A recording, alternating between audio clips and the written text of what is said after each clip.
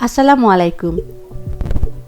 শুধু শীত কেন, সারা বছরে কিন্তু আমরা কম বেশি পিঠা বানিয়ে থাকি। আর নানা রকম পিঠা পুলি বানাতে আমাদের মাঝে মধ্যেই কিন্তু চালের গুঁড়া দরকার পড়ে থাকে। আর এই পারফেক্ট চালের গুঁড়া না থাকার কারণে কিন্তু পিঠাটা পারফেক্ট হয়ে ওঠে না। তাই আজকে আমি শেয়ার করব কিভাবে পারফেক্ট চালের গুঁড়া বানানো যায়, আর সেই সাথে রয়েছে সংরক্ষণের পদ্ধতি। তাহলে চলুন দেখে নেই। আর এই চালের গুঁড়ো তৈরি করতে আমি 3 রকমের চাল ব্যবহার করব। এখানে আমি নিয়েছি 2 কেজি আতপ চাল। আতপ চালটা হচ্ছে যে চালটা সিদ্ধ করা হয়নি, কাঁচা অবস্থাতেই শুকানো হয়, সেটাই হচ্ছে আতপ চাল। নর্মালি কিন্তু আমরা এই চাল দিয়ে পিঠার গুঁড়াটা করে থাকি, মানে চালের গুঁড়াটা করে থাকি।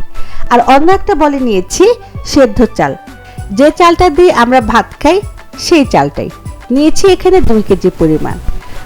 আর এখানে নিয়েছি 1 কেজি পরিমাণ পোলাওয়ের চাল।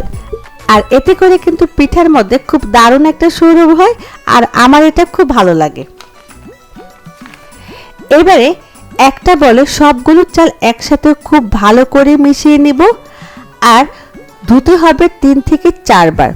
আর ধোয়ার সময় চালটাকে অবশ্যই কচলে কচলে ধুতে হবে, এতে করে চালের গায়ে যে ময়লাটা রয়েছে সেটা চলে যাবে। আমার বাসায় কিন্তু সারা বছরই কম বেশি পিঠা বা চালের রুটি বানানো লাগে, তাই আমি মোট 5 কেজি চালের গুঁড়ো রেডি করছি। যদি কারো মনে হয় একটু কম লাগবে, সেক্ষেত্রে কিন্তু চালের পরিমাণটা কমিয়ে দিলেই হবে। চালটা কিন্তু বেশিক্ষণ ভিজিয়ে রাখার দরকার নেই, ধোয়ার পরে 5 মিনিট ভিজিয়ে পানিটা ঝরিয়ে ফেললেই হবে। তারপরে অপেক্ষা করতে হবে চালের গায়ে পানিটা শুকিয়ে যাওয়ার আগ পর্যন্ত। চালের গুঁড়া ভালো রাখতে চাইলে কোনোভাবে চালের গায়ে পানি রাখা যাবে না, এটা খেয়াল রাখতে হবে। যেহেতু এখানে 5 কেজি চালের গুঁড়ো করব, তাই এটাকে ব্লেন্ডারে বা বাসায় শিলপাটায়ও গুঁড়ো করা যাবে না, তাই আমি এটাকে বাজারের মেশিনের যে চালের গুঁড়া করা হয় সেখানে পাঠিয়ে দিব। আমার চালের গুঁড়া রেডি। এবারে আমি এটাকে সংরক্ষণ করব, এই জন্য আমি এমন পলিথিন ব্যাগ নিয়েছি। এটা নর্মালি মুদির দোকানেই পাওয়া যায়।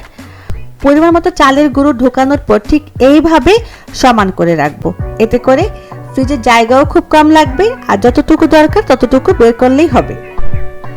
এতে করে অন্য চালের গুঁড়োগুলো কিন্তু ভালো থাকে। হয়ে গেল পিঠা বানানোর জন্য পারফেক্ট চালের গুঁড়ি। আর মজার মজার পিঠা রেসিপি নিয়ে কিন্তু আসছি খুব শীঘ্রই। চোখ রাখুন আমার চ্যানেলে। ভালো থাকুন সবাই, সুস্থ থাকুন। আল্লাহ হাফেজ।